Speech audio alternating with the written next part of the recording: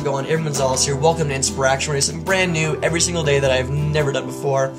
Today's another episode of Written Wednesday that I'm quite excited to share with you. It is about fear-driven attraction. If you don't know what the laws of attraction are, you put it in one sentence. What you think about, you bring about. So happy thoughts equal attracting and manifesting things that will make you happier. The sad is obviously the opposite, and the same is true. Fear is a very strong emotion, and we all know that emotions influence our thoughts a lot. So if our emotions influence our thoughts, and our thoughts manifest things, our emotions are pretty important to be monitoring and keep track of. Fear is one of those emotions that's extremely strong.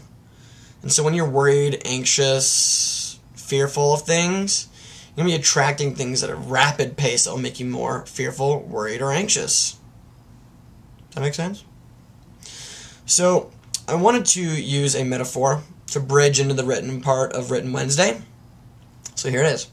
Why is it that you put locks in your house? You're afraid people are going to steal from you and you don't want people to come in, right? Can you think of any other reasons you'd put a lock on your house besides the fact that you don't want intruders coming in? I can't. So I think this metaphor is solid. So my thought is, if there was a burglar that really wanted to get into your house, he's going to have no problem getting in your house. He will break the locks, he will get through the windows, whatever it takes to steal your things or hurt you or your family or whatever it's going to be. Whatever his intention is. The lock is going to be of no consequence to him. So I'm going to extrapolate that into a very extreme metaphor. So some people are going to get this, and it's going to blow their minds, and some people are going to be like, what the hell are you talking about? We have a king on top of a hilltop in a massive castle. Everybody in the village and the surrounding countryside knows about his insane wealth and prosperity.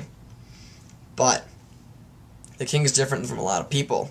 The king is without fear. He is fearless.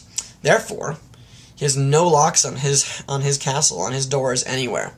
You could technically walk straight in, do whatever you want. But mind you, the king is so centered and at home with his reality in this world that, in a sense, you can never really take anything from him anyway. So when the burglar does come to his castle, even though he physically and technically is intruding, taking all the king's wealth, maybe hurting or murdering his family, the king at the end of the day will feel like this was of no consequence. You get what I'm saying? I mean, like Jesus, you could never take anything from him, including his life. Jesus had everything. The king's a little bit similar. You couldn't murder his family or take all of his wealth and diminish the way that he feels about his life and himself. Therefore, the king has no need for locks, no reason to fear. He has nothing to fear. He is fearless. Hope that makes sense. I had to reshoot this video because the first one made zero sense. And this, I believe, is my best attempt at doing so. For Written Wednesday, when you go to everyonegonzalez.com/fear-driven, I'm going to tell you the story about why I believe this worldwide economic crisis has occurred. Yeah, I know that the housing market fell, and this happened, but those are all manifestations of the actual reason why it happened. Could it be fear-driven attraction? Maybe. Let me know your thoughts, your comments, Written Wednesday. Please, don't argue why the world economy is the way it is. I know there are a million reasons.